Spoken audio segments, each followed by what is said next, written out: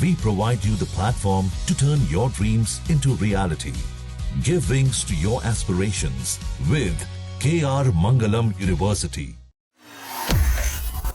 Iran, Israel, America युद्ध की वजह से तेल की कीमतें आसमान छू रही हैं। ऊर्जा संकट के काले बादल हर देश पर मंडराते नजर आ रहे हैं। लेकिन इस महासंकट के बीच भारत की स्मार्ट डिप्लोमेसी ने न केवल खुद को सुरक्षित रखा है, बल्कि अपने पड़ोसियों के लिए भारत अब संकट मोचन बनकर भी उभर रहा है। आज हम बात करेंगे श्रीलंका की, जो युद्ध की वजह से गंभीर ऊर्जा संकट का सामना कर रहा है और कैसे भारत ने एक बार फिर साबित कर दिया कि दोस्त वही होता है जो मुसीबत में काम आए। आपको बता दें, श्रीलंका में इस वक्त तेल को लेकर काफी दिक्कतें देखने को मिल रही हैं। ऐसे में श्रीलंका के राष्ट्रपति ने प्रधानमंत्री नरेंद्र मोदी से मदद मांगी और महज कुछ ही दिनों में भारत ने 38,000 मीट्रिक टन ईंधन की खेप कोलंबो भेज दी। इसमें 20,000 मीट्रिक टन डीजल और 18,000 मीट्रिक टन पेट्रोल शामिल है। श्रीलंका के राष्ट्रपति ने सोशल मीडिया एक्स पर पीएम मोदी का शुक्रिया अदा करते हुए कहा कि मिडिल ईस्ट के संघर्ष की वजह से जो सप्लाई रुकी हुई थी, उसे भारत ने समय रहते बहाल कर दिया है। श्रीलंका के राष्ट्रपति और विदेश मंत्री अब एक परमानेंट सोल्यूशन की ओर देख रहे हैं और समाधान छिपा है त्रिंकोमाली तेल टैंक फार्म में। ये टैंक फार्म दूसरे विश्व युद्ध के समय का है, जिसे 1930 में ब्रिटिश नौसेना के लिए बनाया गया था। यहाँ 99 विशाल टैंक हैं, जिनमें से हर एक की क्षमता 12,000 किलोलीटर है।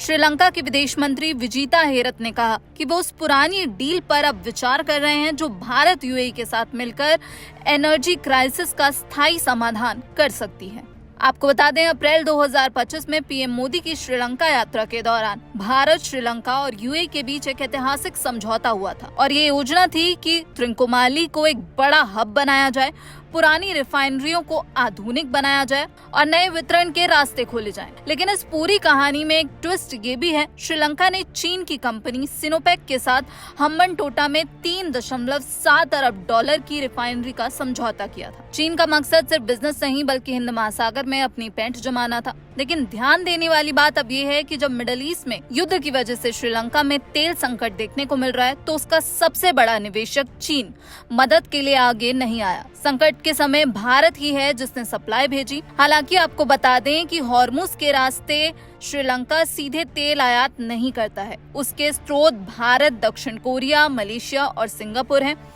लेकिन ईरान के हमले से हॉर्मुज स्ट्रेट के बंद होने के बाद पूरी जो वैश्विक आपूर्ति है वो बाधित हुई है और अब रिपोर्ट्स हैं कि श्रीलंका सरकार चीन के बजाय भारत यूएई वाली त्रिंकोमाली डील को तेजी से आगे बढ़ाना चाहती है। आपको बता दें, 1987 में भारत श्रीलंका के बीच एक समझौता होता है, जिसमें यह तय किया गया था कि इन तेल टैंक्स को भारत श्रीलंका मिलकर एक संयुक्त प्रोजेक्ट के तौर पर विकसित करेंगे। लेकिन ये समझौता ठंडे बस्ते में पड़ा रहा। इसी बीच भारत ने लंका आईओसी के जरिए वहां अपनी जगह बनाई। लंका आईओसी की बात करें तो ये इंडियन ऑयल कॉर्पोरेशन की एक सहायक कंपनी है। 2003 में लंका आईओसी को कुछ टैंक्स का कंट्रोल सौंप दिया गया। वहीं 2021 में ये समझौता रद्द कर दिया गया।